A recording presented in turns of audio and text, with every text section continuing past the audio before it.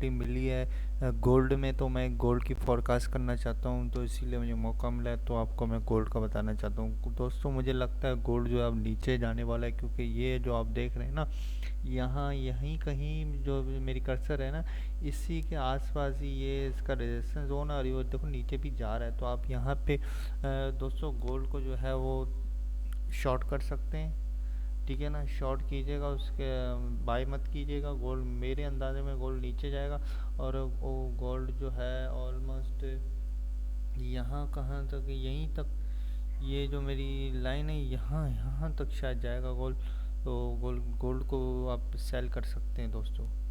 और इस चैनल को आप जो है वो सब्सक्राइब भी कर सकते हैं। आपको अगर अगर और वीडियोस चाहिए तो गोल्ड के बारे में, और कमेंट में लिखिएगा आपको क्या कौन सी जो है मैं फोरकास्ट करके दूँ, वो लाजमी कमेंट में लिखिएगा।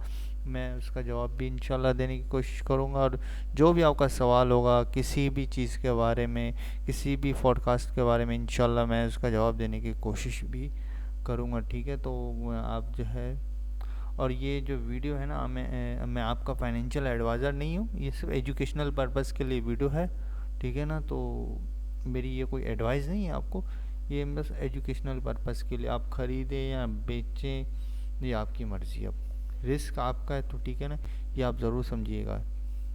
बहुत बहुत शुक्रिया देखने के लिए।